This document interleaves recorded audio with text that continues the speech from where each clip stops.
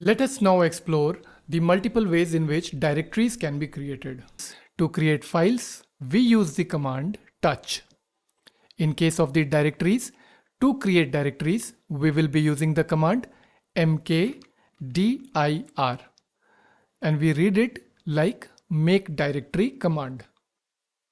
So the make directory command can be used followed by the directory name. There is no much difference in the usability of the touch command and the mkdir command. So let me show you how it's done. I'm creating a directory under the documents folder with the name my project 1. When I do ls, you can see that the directory name highlighted in blue is created over here. Let me create one more directory with the name my project 2, and my project 2 is also created. Just like we created multiple files just by using one touch command, we can do the same thing to the make directory command.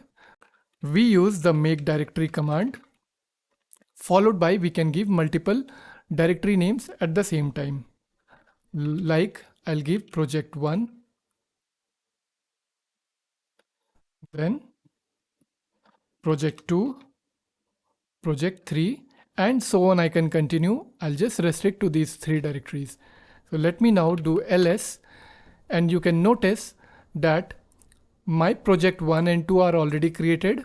My project 1, my project 2 is here, and project 1, 2, 3 are also created as per output of this command.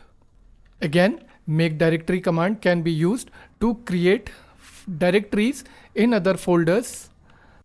So I will be creating one folder on my desktop with the name my album, and at the same time I want to create one more directory inside my album directory that I have just created. So I'll just separate it by a slash and give the name playlist, and let me create one more inside the playlist, my music.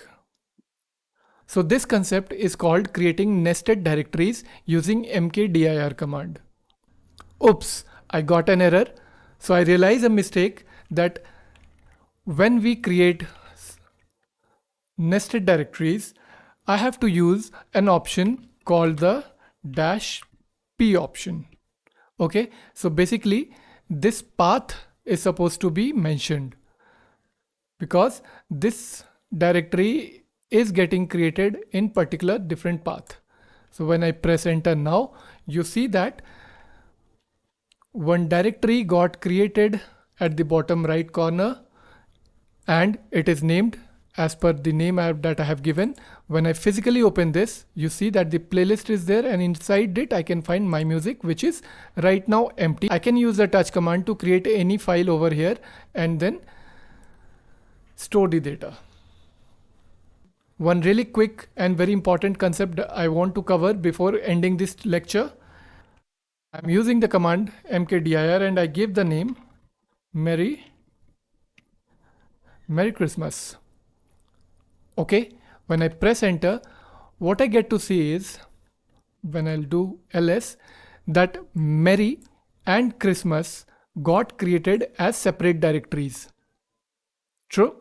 And that's a problem, because as a normal practice, we rename our files with not just a one word letter, but it can be of multiple words. So for that, the solution is we give the same name, but we put it into double inverted commas. And when I press enter, I'll show you that this time Merry Christmas is created as one single directory name and not different directory names. And also, this is very important for you to know.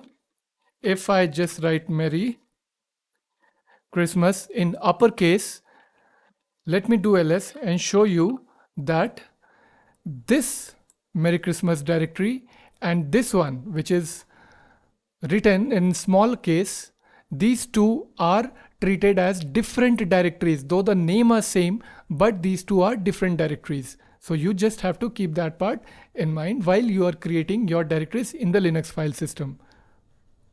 So that's all in this lecture. In the upcoming lecture, I will be covering certain shortcuts and some amazing real facts of the make directory and the touch command. So stay tuned till then.